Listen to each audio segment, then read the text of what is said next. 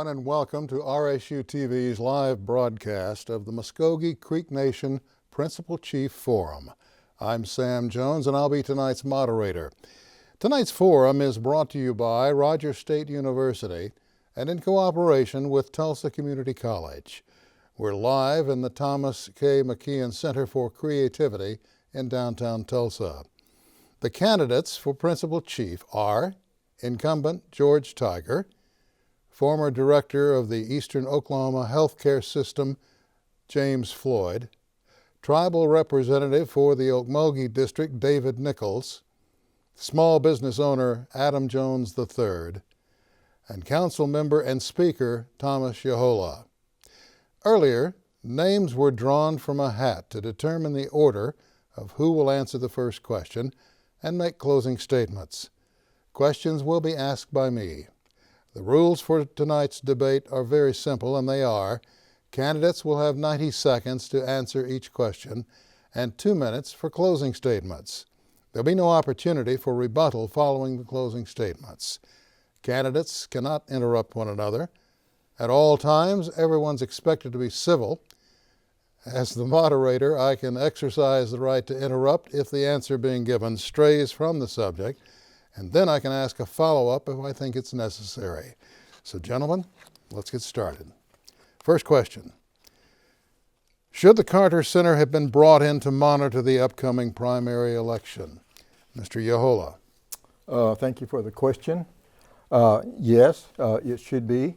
The candidates for the various offices, the principal chief and the district representatives, had a meeting at the Wetumpka Forum, and that is how this was initiated. They believed that we needed to have someone to observe, and it was brought up that the Carter Center would be an excellent representative for them to observe our elections.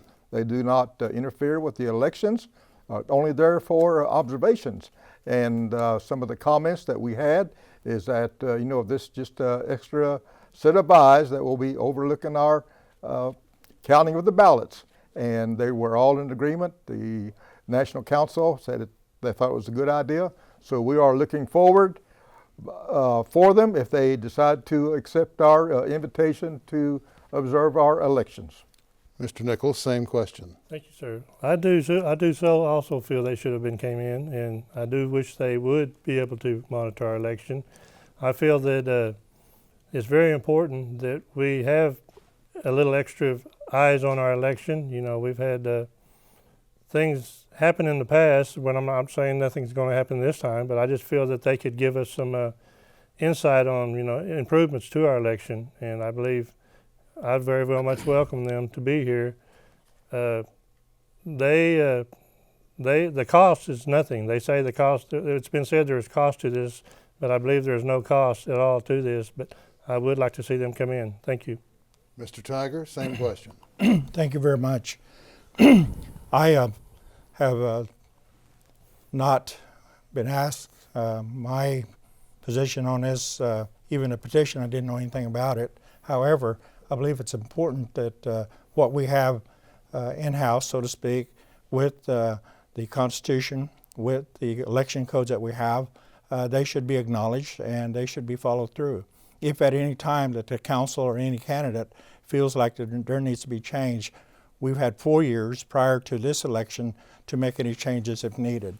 I am not against anyone coming to observe, but I believe in the people. I believe in the people that put our Constitution together.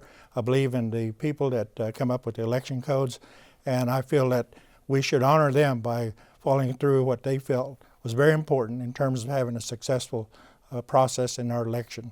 And I know that as we go along that these things will always be something that may have some concern and issues, but I also believe that the Constitution supersedes any tribal resolution, and I acknowledge that. Mr. Jones, same question. Thank you. Actually, this came before council last week, and at the Wetumpka meeting, I actually signed the petition, but it was just to hear what the council would say. It goes before full council before they decide to vote for this or not. And as full council decided to pass it, I have full faith in our election board and the election process. I also feel like that I've been through 3 elections in being on national council, and not a problem one has been with any election before. All right, Mr. Floyd, same question. I strongly supported the Carter Center being invited to come in and observe the elections of the Muscogee Creek Nation. Early on in my campaign, I had questions concerning the way the election was going to be conducted, and during the campaign, other candidates expressing similar concerns. Met with the Speaker, Yehola, raised those concerns to him, and was asked to poll the different candidates to determine if they would like to sign and then report back to the Speaker. We received 20 signatures. I did present that to him, and as the Speaker of the National Council, he put forth a resolution that would invite the Carter Center to come and observe the election, both the primary on September 19th and the general election on November 7th. The Carter Center has history of observing tribal elections, having observed the Cherokee Nation election of 1999 and 2011, and I feel they would be impartial and helpful to the tribe in determining what policies and procedures we may have that are weak, make recommendations from enrollment to the election process itself on how it can improve not only for this election but future elections. We'll begin the next question with Mr. Nichols. And the question is, what is your vision of tribal sovereignty, and how will that help the Muscogee people in the future? My vision of tribal sovereignty would be to, we need to become self-sufficient. If we become self-sufficient, we can do more of our own businesses without having interference from other governments. I feel that we need to look at the compacting real serious. That kind of takes away a little bit of our sovereignty to compact with the state of Oklahoma. We should be under the federal government, statuses of their oversight, but over the years, the state has been allowed to kind of interfere with our own tribal sovereignty. I feel we would do everything possible to become self-sufficient. I know it's a long road to be on, but we would go for that area as trying to become self-sufficient, and we would do all opportunities. We would try to create businesses. We would try to do everything possible to become more sovereign than we are today. I believe the federal government probably at this time allows us to be so sovereign. They're the ones that allow us to be sovereign, and I think they could pull the purse strings away any time. But I think we need to strive for self-sufficiency to become more sovereign. Thank you. Mr. Tiger. I believe sovereignty is how you use it yourself in terms of as a nation. Sovereignty is something that is very sacred, that's very precious to the people that we serve. On the compacting issue that is being referred to, that's an exercise of sovereignty between the state of Oklahoma and the Muscogee Creek Nation. The National Council has to have approval for any sovereignty, waiver of sovereignty for the nation. So at each step, I believe the progress that we've seen with the Muscogee Creek Nation during my administration is because we've used sovereignty to its fullest. We are sharing resources with not only county, state, but also other tribes as well, where we're able to do nation to nation, exercising our sovereignty to make sure that what we do is a win-win, if you will, for everyone. So sovereignty is something that you have to protect, certainly, but you also have to use sovereignty to its fullest extent. We've been able to do some things with sovereignty, as an example, alongside the banks of the Arkansas here in Tulsa, where we have a tremendous project with the Margaritaville, and we're developing the Riverwalk. Those are ways of being able to strengthen our ways in terms of what we do with our sovereignty. Mr. Jones. Thank you. Sovereignty, it's a very good question, and it's something that our tribe has. And one of the things that we have is that we have to look at is that our federal government supplies our nation with, as our budget this year is a $300 million budget. 2/3 of our budget is funded federally. We have to be self-sufficient. We have to look at economic development, make sure that the revenue stream that comes in is from businesses that we have. That's one of the things that we lack on as a nation today. Today we need to provide more jobs for our citizens, and how we do that is creating that new business. Sovereignty is a must. There's so many things that we need to look at, and thank you. Mr. Floyd. I think the sovereignty of the Muscogee Creek Nation is what we exercise now and in the future. And for us to be self-sufficient in the future, we do need to make sure that we exercise in all dealings the strength of the authority that we have as a sovereign nation, granted to us by the United States. I don't take that lightly. I think if I were elected in my administration, I'd make sure that we always remember what things were like for us in our tribe before we had sovereignty and how we've been able to exercise that throughout the years. We do need to be careful on how we use our sovereignty. We don't want to marginalize it in any way. We should have total respect for it and utilize it to its fullest extent, regardless of whether we're working with the federal government, other tribes, or with the state or private businesses that we may interact with. I feel the biggest threat that we may have to our own sovereignty is the actions that we take with outside entities that we may be involved in with businesses, and I would be fearful that if we don't have enough protections in place, that could be marginalized. And so I very much feel that in every decision that we make, that we should always have tribal sovereignty as the core of our decision making and work from that in every decision and action that we take. Mr. Yahola. Thank you. Sovereignty has to be exerted by the nation. A good example of that is in one of my previous terms.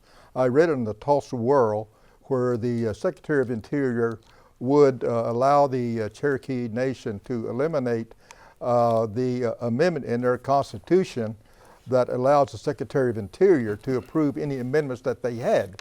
And I read that, and I thought about that for a while, and I thought our nation is just as sovereign, but we have to exert our sovereignty. And so to remedy that, I wrote legislation for a referendum vote in the 1979 Constitution. It allows the Secretary of Interior to approve any amendment to the Muscogee Nation. And with that amendment, I took it through the course, went to the National Council, went to the vote of the people, and the people voted that we should in turn remove that amendment, which we did. So in that situation, we did exert our sovereignty. Thank you. All right. Our next question. We'll start with Mr. Tiger. It was recently announced that the Creek Nation is facing a shortfall of over $18 million in the gaming portion of its fiscal year 2016 budget. What percentage of Creek Nation money comes from gambling, and what does this shortfall mean for the entire tribe? First of all, it's a misnomer. We're not short $18 million. We have the money. We basically have to move some monies around from gaming. Gaming provides a tremendous amount of what we do as a tribal nation in terms of financing our budgets. This is something that's not new. As a nation, we've gone through these types of processes before. It is not a deficit. It's something that can be addressed in a timely manner. The proposed budget that we have reflects the current budget that we're currently operating under. And we feel that the ability for the executive branch to present a budget to the National Council, everything was considered in terms of where we're at financially, where we're going financially. We're looking at increasing our distribution to the nation from gaming that would allow for 3 more years to be able to not worry about a so-called shortage or deficit that certainly is a misnomer. The money is there, and we're willing to work with the National Council to make sure that the fiscal year 16 budget is going to be taken care of. Mr. Tiger, a follow-up, if I might. Mm-hmm. If the money's there and all that's necessary is to take it from one part of the nation to another, then that would tell me that somebody's going to have less money to work with. It's kind of the old-fashioned shell game, and that somebody, and I would assume, and that you correct me if I'm wrong, that gaming revenues were down. Is that why the $18 million need? No. Just a recent survey indicates that gaming across not only Oklahoma but the country as well has increased. We have grown as a nation, We have more new programs. Everything that we've done has been authorized by the nation. They've approved all the appropriations for those programs to become fruition. So to answer your questions, there really wouldn't be a shortage. I mean, we have the money to be able to do that, and we're looking forward to having that budget approved. Mr. Jones. Thank you. 8 years ago, our permanent fund had $159 million in it. Today we have up to $300 million in that. The shortfall, there's really not a shortfall. It's a misappropriation. It's a misallocation of funds from, actually the funds that come from gaming go to the permanent fund. It's our savings account. There's been in the actual budget process, there's always been a gap. And one thing that I always felt like we had to do is we can't just fill the gap. You have to balance the budget before just adding money to it. We still today have to make the cuts, the necessary cuts. The percentage to the gaming fund, to the permanent fund, is 40%. How you fix that is change the percentage that you allow the revenue stream to go to that to a smaller percentage, and put the other percentage to the actual budget, and then that will take care of the needs that we have to have for the nation. Mr. Jones, a follow-up, if I might. You used the term misappropriation. Are you saying that someone's guilty of a misappropriation of funds? No, sir. And I misstated. It's not a misappropriation. It's what happened is it's the allocation, not misappropriation. It's the allocation of the percentage that comes from the permanent fund or gaming revenues, and that's the largest stream that we have that comes from gaming, of our nation, is from the revenues of gaming. And that's one of the things that we have to focus on, is to build more business and have economic development. Mr. Floyd. The projected shortfall that has been mentioned here tonight would kick in about 15 days on October 1st, provided a budget does not address the change from fiscal year 2015 to fiscal year 2016. I feel that and this shortfall would be within the executive branch. As the principal chief of our principal chief, I feel it's my responsibility as the chief executive of the executive branch to first look within the executive branch and to curb some of the spending that we've seen and to bring down that deficit without going into the permanent fund. I believe I've been the only candidate to speak against touching the permanent fund. I don't believe that we should. I believe that sets a dangerous precedent. If we do not become responsible in looking within our own budgets to manage that, then I think we're not doing due diligence on behalf of the tribe.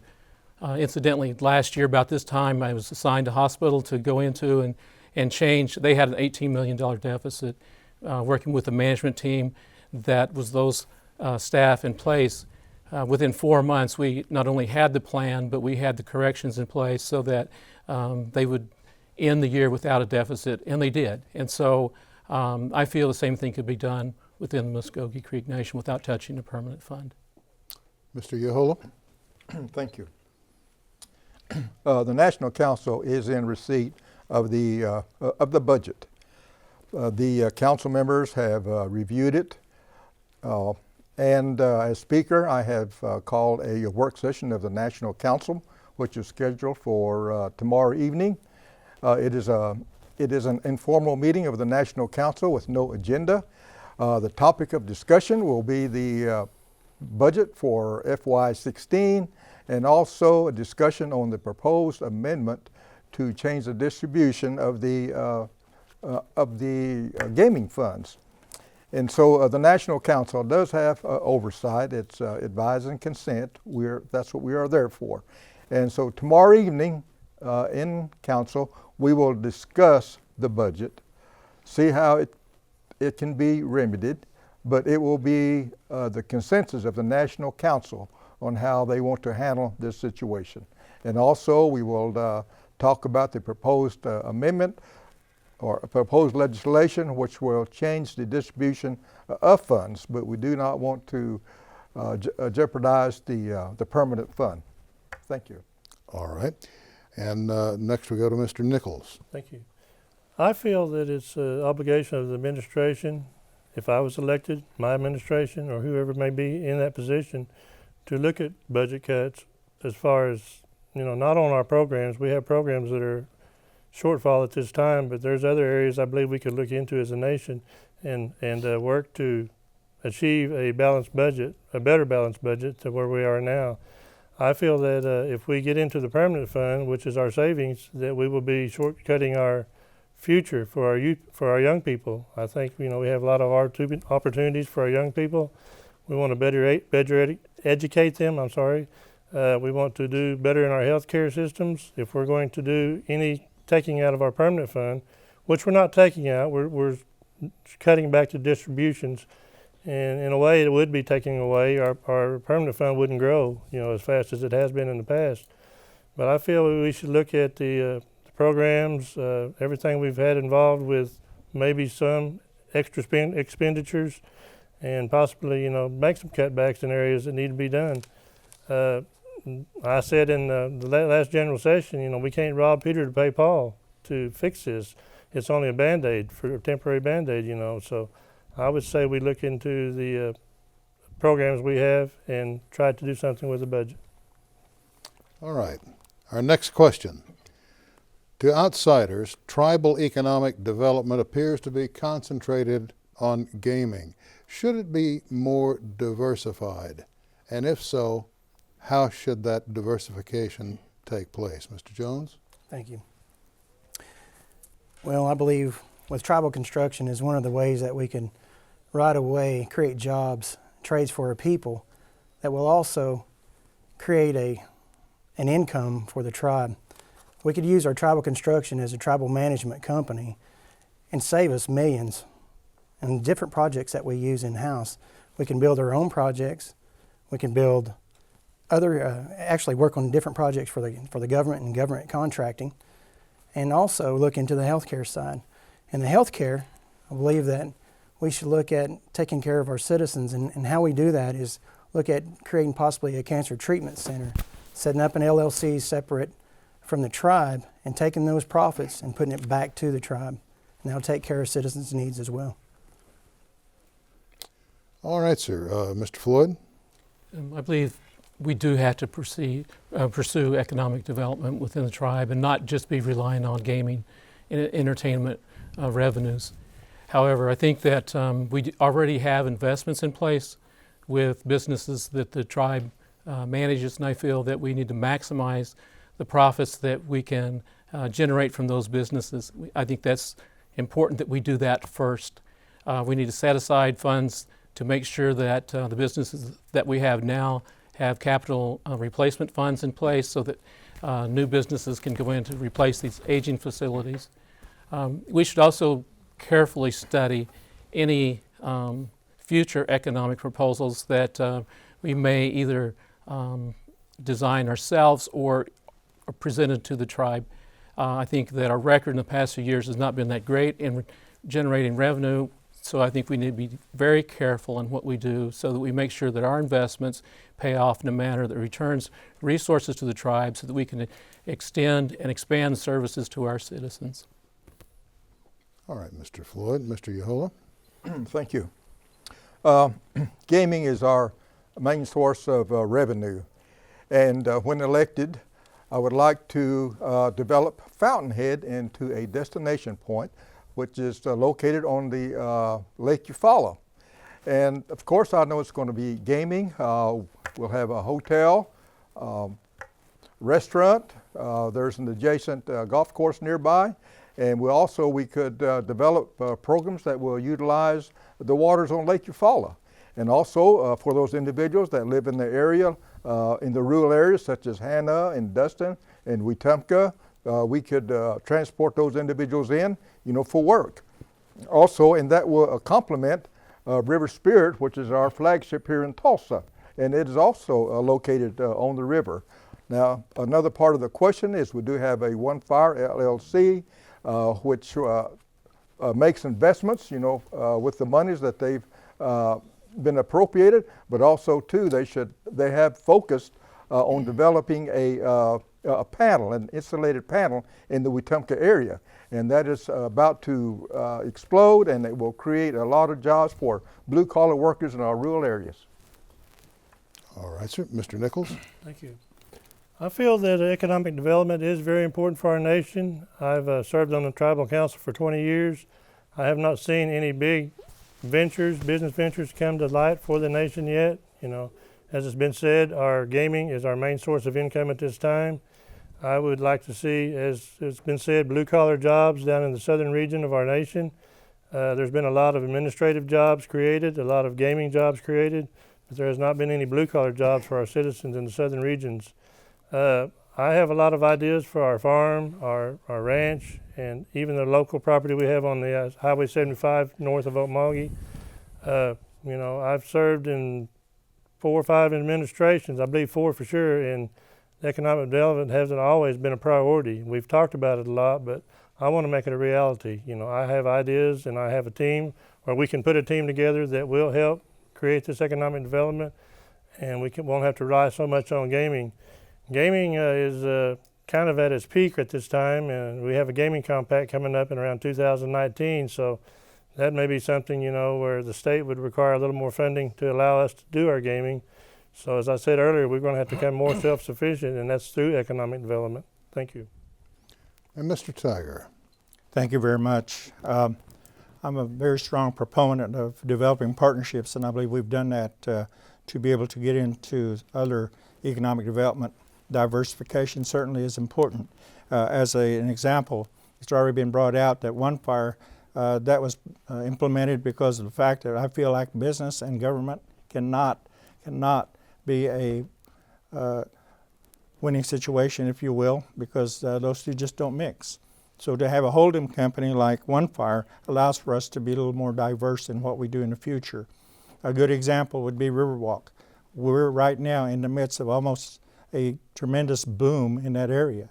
Just a recent announcement of a retail outlet store coming in down there will enhance what we're doing at Riverwalk. To have a Flying T venue, which is an entertainment venue that's separate from gaming, is going to be a big boom for us. That area, as I've always said, is getting ready to explode as far as economic development is concerned. The Muscogee Creek Nation is right in the middle of that and is making a big impact. Those are the types of things that we need to look forward to in the future, and I believe One Fire gives us an advantage to be able to do that we have never had in the past. So we look forward to some great diversification in terms of economic development. We have only just yet to scratch the surface. All right. Mr. Floyd, the question we just went through is going to overlap into this next question a little bit. So let me sort of set it up in advance. First of all, it's becoming a very common news theme from tribes all over the United States. And I'm talking about unemployment that seems to be on the rise. The further west you go, the worse it gets. The further northwest you go, it's almost disastrous.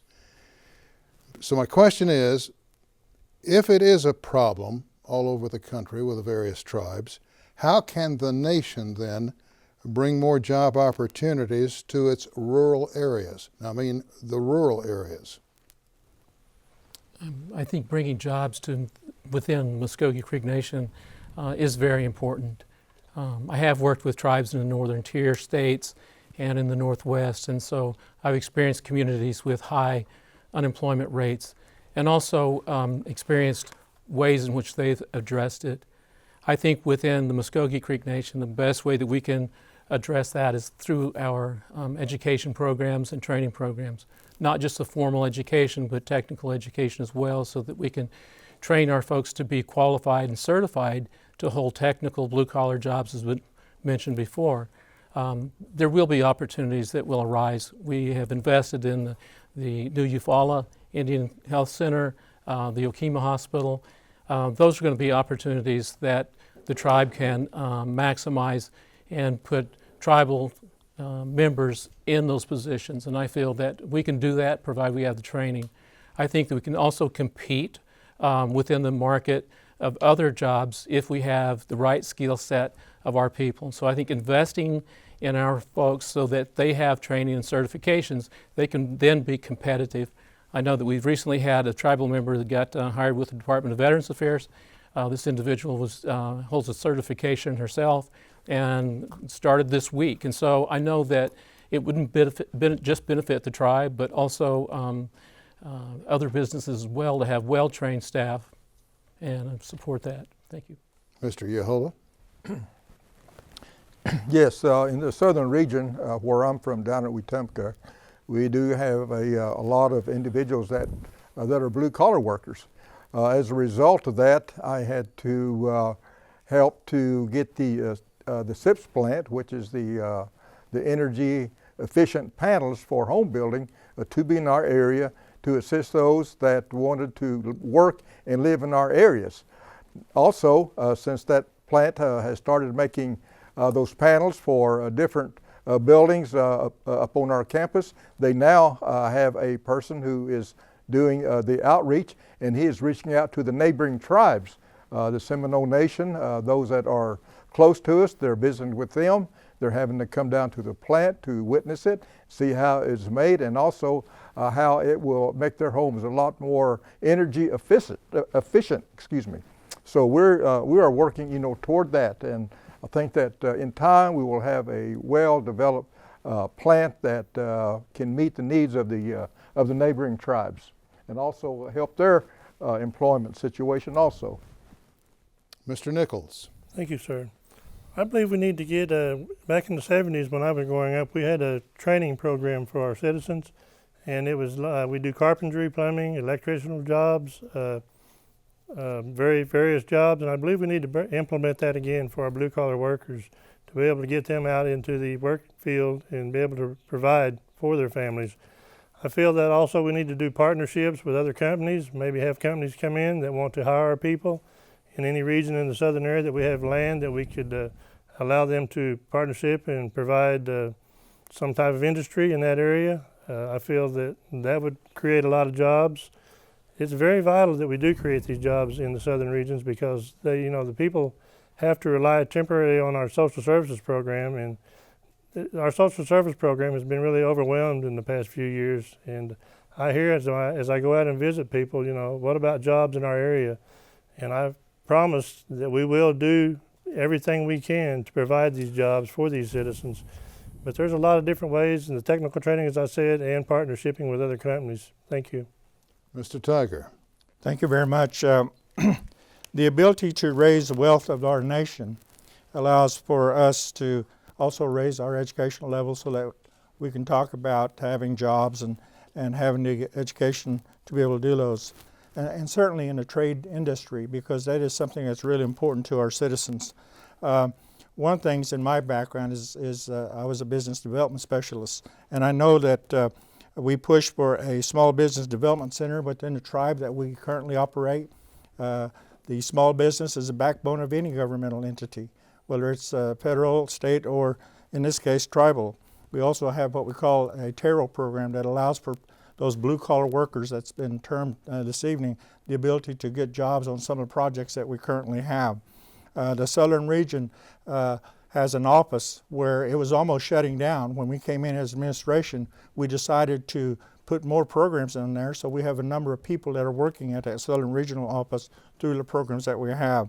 In addition to that, we have a transit program that has increased from 6 people to 28 people that go all over the nation providing transportation to our citizens. Those are small, yes, currently, but they could also be expanded in the future. It's just a matter of allowing for us to be able to get those monies and start those programs. Mr. Jones? Thank you. Everything we do needs to have a return for the tribe. No matter what you do, if you're in business, anything you start to have, it needs to create a return for you. I live in the southern region. I live in Eufaula, and we have a construction company who do residential, concrete, and that creates jobs for people. Just in our area alone, there is so many people, and we hire all Indian people. We at the tribe also have a mentorship training program, and with the training program, that puts people to work within the tribe. As we said earlier, trying to get economic development, doing a lot of things ourselves as a project management company, we can put people to work on projects that we have going on now. The TARO program as well is using our mentorship program. The TARO is during the build of the River Spirit project. is using our Indian people to help build that. Every project we have, as far as our hospital in Okemah to the Eufaula Clinic, will create jobs for our citizens. And Mr. Floyd, I think I answered that question. Start it. have you been through it? Did I get out of sync here? Yeah. I made a mistake. Can you believe that? All right, let's move on to the next question. How will you engage and communicate with citizens who live beyond the Creek Nation boundaries? On that one, I think we should start with the gentleman second from the end, Mr. Nichols. Thank you. That has been a question that we've faced. It's been brought up many times in our trip to California, our trip to Tennessee. That was a topic of discussion, as how are we going to be able to work with our citizens at large. First of all, I think we need better communication with them. You know, they were saying that they don't receive a lot of information from our nation, even through our tribal newspaper, and they wonder a lot about what we're doing here, what's been happening in the nation. And I've got a bill proposed right now that will be addressed probably Thursday night to allow our citizens to have, more access to freedom of the press. It's a freedom of the press bill. Everything will be allowed to be printed. I'm not saying it hasn't been, but just to assure the citizens, we wanted to have it that way. I'd like to set up, once elected, to come in and meet with each individual, not each individual, but community people from the regions of California, Texas, Kansas City, or even Oregon, wherever it may be. We would like to have them have their input and discuss issues with them on what they expect, what they need, and how we can help. But again, that's going to take a growth of revenue because we're struggling, not struggling real bad, but we need more revenue for our citizens. And I think once we grow our revenue, we can be able to do more for the outside boundaries. Thank you. Mr. Tiger. This is the first administration in the history of our nation to be able to have an at-large summit at the Muscogee Creek Nation. We brought in at-large citizens to come from Tennessee, from Texas, from Missouri, from California, some from even up in the Northwest that joined us, and it was an interesting summit. We were able to hear their issues and what their concerns were. One of the things I'll be proposing and taking to the council is to fund a liaison, a member of my cabinet that will basically be responsible for providing information to the at-large population that we have. I've always said it doesn't make any difference where you live. As a tribal citizen, you're entitled to any of our programs that are funded by our tribal monies. And I believe that it also says in our Constitution that our citizens have an entitlement. And this is certainly one of the things that we're considering in terms of what we do for our at-large. It doesn't make any difference as far as our original jurisdiction is concerned in being a citizen. Our original jurisdiction boundaries have certainly increased in the recent years, and we need to take care of our citizens that live outside of our boundaries. Mr. Jones. Thank you. We have a lot of citizens at large, and what keeps us from helping a lot of citizens from at large is the federal programs, the guidelines actually require you to live within the boundaries. Our tribal programs our tribal monies can help those citizens outside of the nation. One thing that we must have is create more revenue to be able to help those citizens outside the boundaries. So one of the things that we've all focused on tonight is that economic development, more revenues have to come to the tribe, and we have to create those businesses so that we can help more people, and that's a must. All right. Mr. Floyd? I think it's very important that we communicate with those citizens of our tribe that live outside the 11-county area that the Creek Nation consists of. As Mr. Jones said, it is correct that there are restrictions on federal funds that require some services to be provided only to those members and citizens that live within our jurisdiction. But we also have an obligation to communicate directly with all citizens regardless of where they live, and we have those citizens now worldwide. So I think it's incumbent upon the administration that every office, every program be prepared to communicate directly to citizens throughout outside of our boundaries. Having lived outside the boundaries for 25 years, I understand some of the needs, I understand some of the difficulties of accessing tribal programs from afar, and I believe that we should develop the capabilities and technology so that we can have direct communication with them and that they can access the services when they need them. They can get the information they need to make decisions regarding their own health care, where they get their health care when they're outside our boundaries, and other things that we could do. We could begin to do that immediately, and I would certainly want to make sure that we utilize our abilities and technologies the best way possible to not only speak with them, but also listen to what they have in terms of their needs, so that we can begin to address that. And Mr. Yahola. Thank you. I also made the trip to California and to Tennessee and talked with those absentee citizens. And of course, they let us know that they would like some services too, but it's on the amount of travel funds that we have, for the programs. We do have some programs for them now that they can participate in, that being the burial program, higher education, the clothing, and the LIHEAP. So they can now participate in those programs.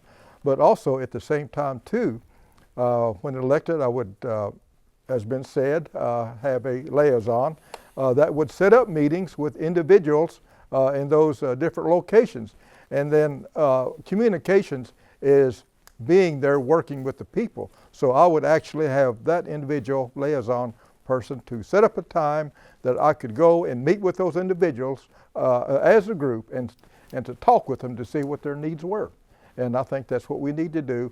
We need to go to our citizens and see how that we could assist them. Thank you. All right, our next question. Some Muscogee citizens have said that the nation's code of ethics is weak.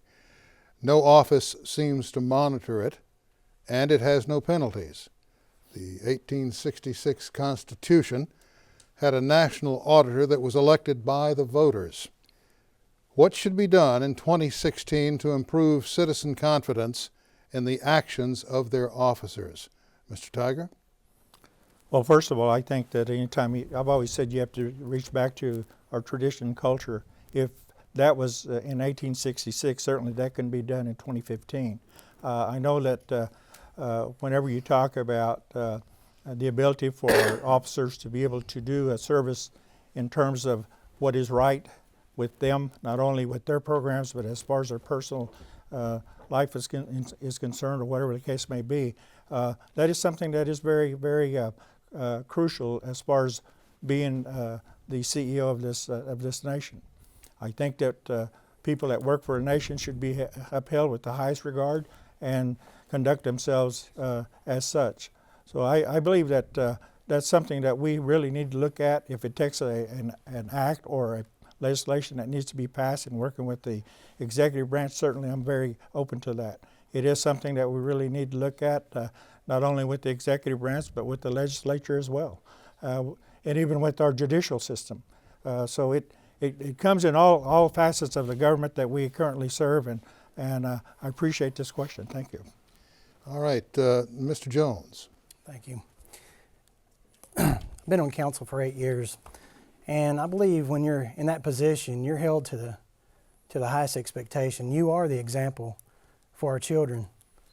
A lot of things that I believe that our ethics is instilled in us, integrity by our family, by our church, and for that as well is that we are the example. As chief, the bar is set, and that's what I believe that, I bring that to this office. And Mr. Floyd? Thank you. Regardless of the code of ethics in law or legislation that we may have, I feel, as Mr. Jones said, that it starts at the top. The principal chief is the executive director of the administration and should demonstrate personally themselves that they have the highest ethical standards. Personally, I've already put forward what I would do. I would make sure that each year that I personally disclosed all my income, any business dealings I had that consisted of any amounts over $1,000 would be reported. Any outside interest that I may have, any gifts or contributions from the outside, I would make available to our citizens so that they knew exactly where I stood and what I made and what my business and the business of my dependents consisted of. I would also require that of those people who work for me. I would want to make sure that prior to them coming to work for me, that they pass a background check, and that once they pass that check and get confirmed, that they also demonstrate the highest regard for the ethical standards, because it's a responsibility that we have to our citizens. They look upon the tribe for their cues, and the employees do as well. And so we need to make sure that we're doing our part by being as ethical as we possibly can at all times. Mr. Yahola. Thank you. Ethics. Ethics starts at home. It starts with your upbringing. As for myself, that has been what my life has been about. Ethics. It has to be brought into the workplace also. I retired from the Corps of Engineers here in Tulsa. I was proud of my service.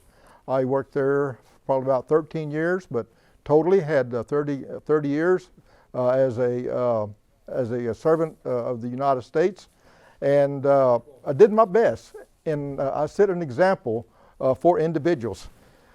Also, and all that time I didn't have a write-up because I did adhere to the conduct, the procedures, and the policies, and also that is what needs to be instilled in the nation is all the employees follow procedures and policies.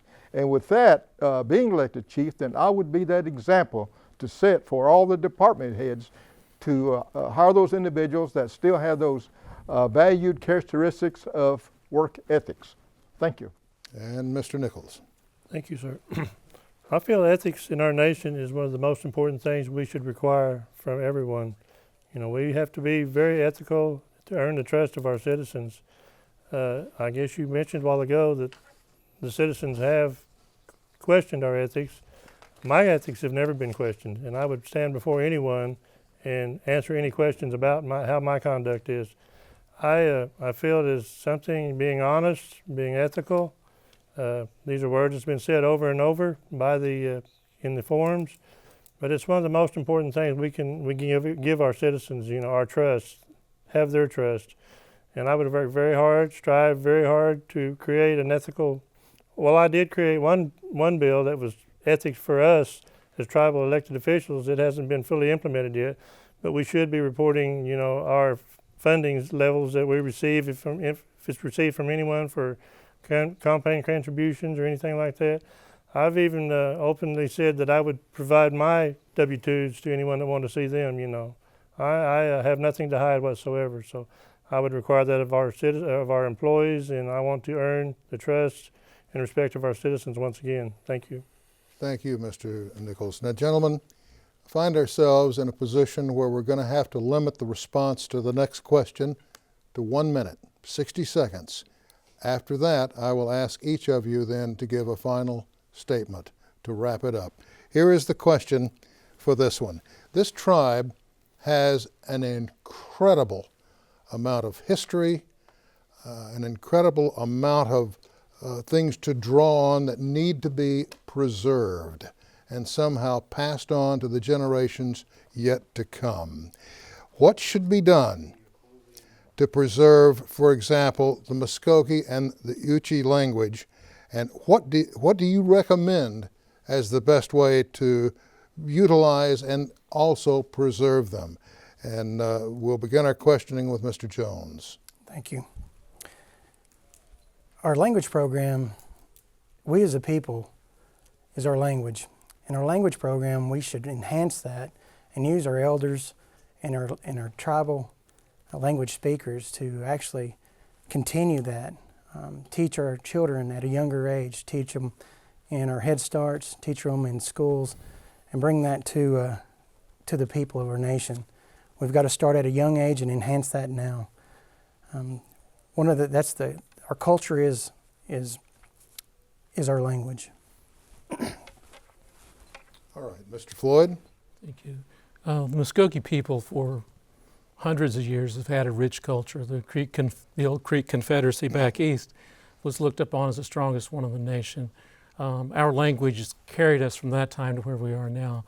I believe that we currently have a cultural preservation office, but I feel that it's falling short.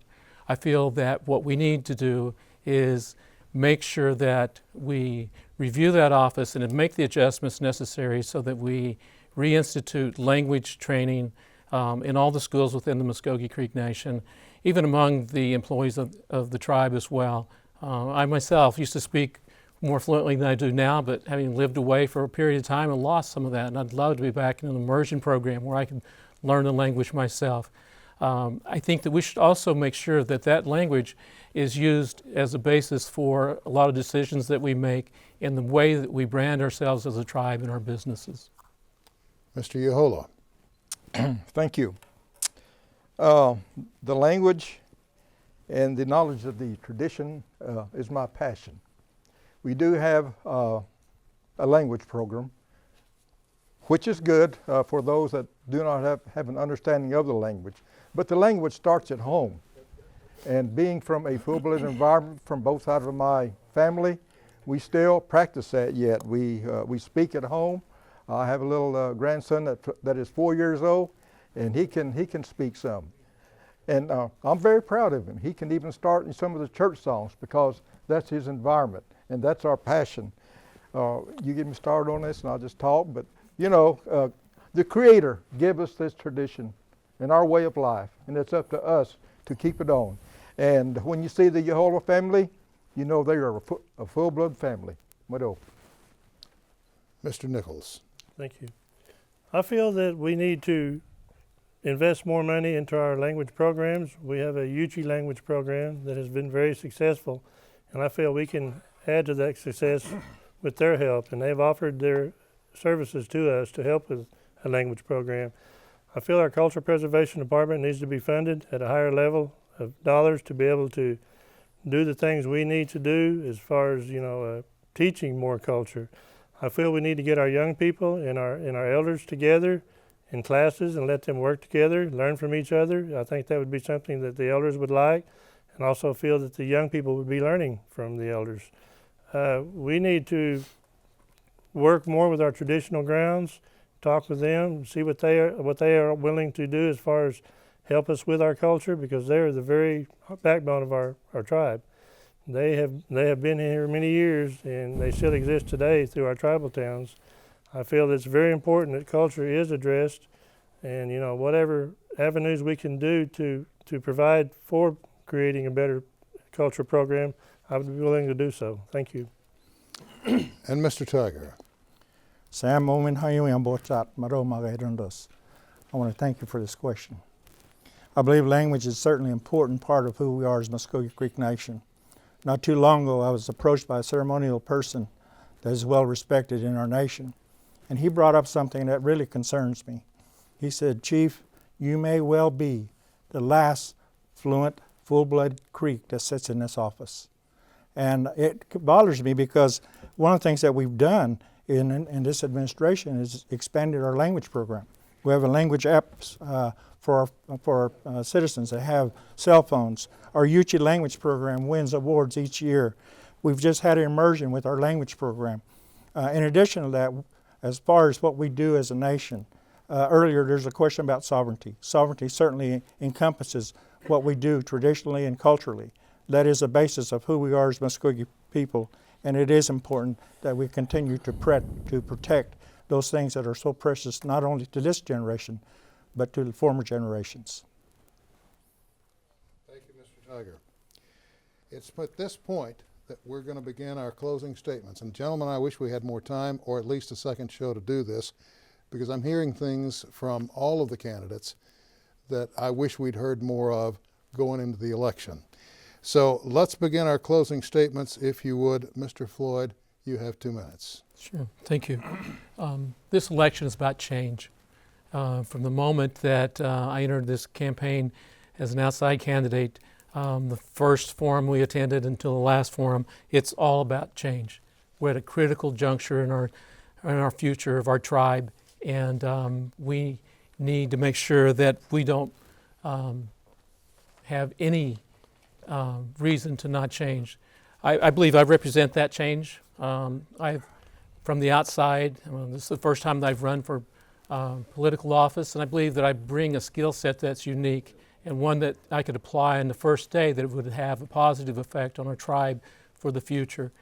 I believe that as we began to have this change, we reset the culture of the tribe and the executive branch so that they are looked upon in a positive way. We give them the tools that they need. We give our staff the technology and the training, and we show them the mission of what we are as a tribe, to take care of our citizens, and we make sure that they are committed to that, and they demonstrate that in everything they do every day. I believe as well that my experience in education it provided me a good footing to be the next principal chief. And as your principal chief, I'll be a full-time principal chief. I have no outside interest. I've retired from my position. I'll be available 24 hours a day. I'll give everything I have. I'll work for our citizens, because at this time we need to have direct communications with our citizens and do the best we possibly can in providing for them. Mr. Yehola. Mama Shahola, Jahajifka, Mat Malegada, Joelge, Mat Ambolse, Utgalge.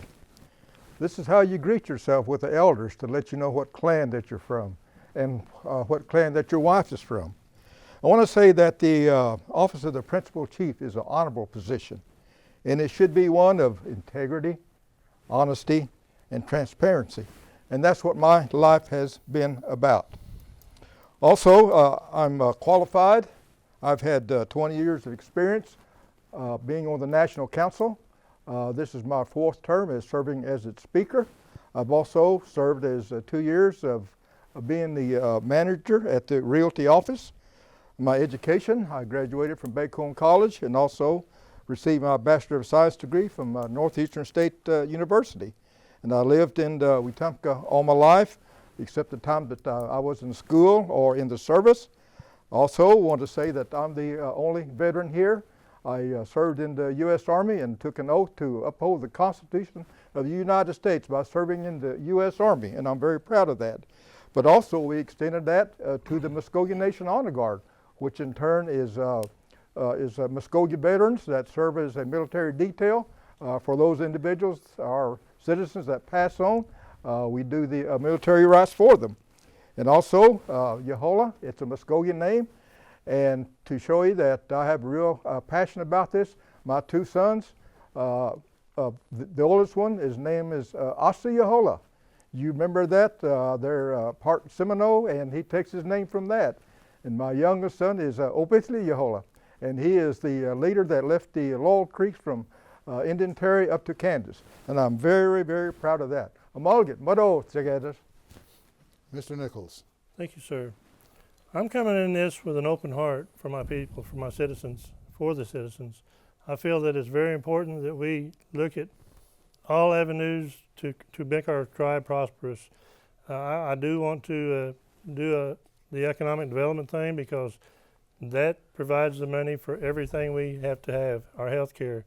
Health care is one of the most important things we have, and I've mentioned at every forum that I've been to, that every person in the room that we spoke in was going to be able to use our health care someday or another, and it needs to be the best it can be. And I believe we can improve on our health care immensely. I served the citizens for 20 years on the National Council. I feel that's gave me the knowledge and experience to address many issues. We've done budgets. We want to bring our nation back to a nation that can be proud. Our citizens can be proud. I feel that it's just things have happened in the past that are good, and things that have happened in the bad that aren't so good. But I believe that we can do things to make the people proud once again. We can grow the nation. We can do a lot of things with this nation. Like I say, I come to you with my heart. I've worked all my life from high school. I went to work right out of high school, and I haven't went a day without work when I had to be there. I'm ready to retire from my position in Tulsa and give 110% to the Muscogee Nation people. I do feel that I can do this job with a lot of help. It takes good help. A chief doesn't run the nation herself. They have got a lot of good people working with them. I don't have to have credit for everything we do. I don't want credit for everything we do. I just want to be successful and make this nation move and grow and prosper, and have the citizens once again say, we're proud to be Muscogee. I'd also like to thank RSU TV for the opportunity tonight to speak. And again, thank you. Mr. Tiger. Excuse me.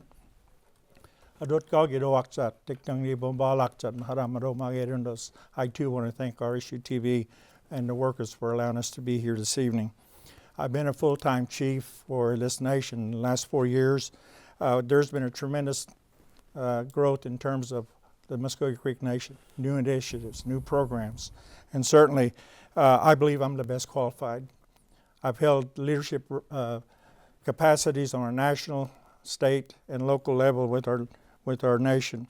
I believe that says a lot about the direction that we've taken in the last 4 years, and it reflects the leadership ability of me as your principal chief. There has again been a tremendous growth in our health care. We've expanded our health care leaps and bounds. We have two hospitals now. We have a physical rehab, getting ready to build a new clinic in Eufaula for our citizens in the southern boundaries. Those are things that has been badly needed. We have increased a lot of things that we're doing. At one time, the Muscogee Creek Nation was at the top.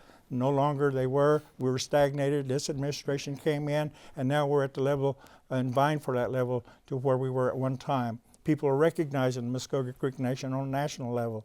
I, as principal chief, with the help of the National Council, we have been recognized by a national award, the National Tribal Leaders Award, by 2 national Native organizations. That reflects who we are as Muscogee Creek people, and that's why I feel like I'm best qualified for the leadership role for the next 4 years of the Muscogee Creek Nation. We've only just started. There's so many things that we can do, and I believe that we can achieve anything that we can. After all, as Muscogee Creek people, we weren't supposed to be here, but now we're making a great impact on who we are.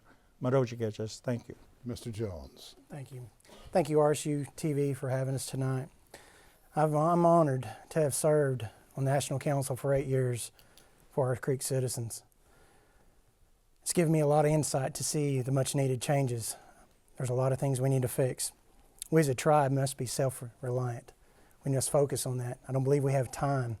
If you look at the economy today and look at different things that's going on, the possible downfall of the overall economy, we need to be self-sufficient. Create the economy that stays within the tribe. And how we do that is we use our healthcare system and we use our tribal construction to create revenues to come to the tribe for us. It creates jobs, it creates trades for our people. In the healthcare as well, set up different specialty services that takes care of our citizens and actually set those up in an LLC that actually brings monies back to our tribe that takes care of contract health, the services for the citizens that we need. You know, there's a lot of need within the nation.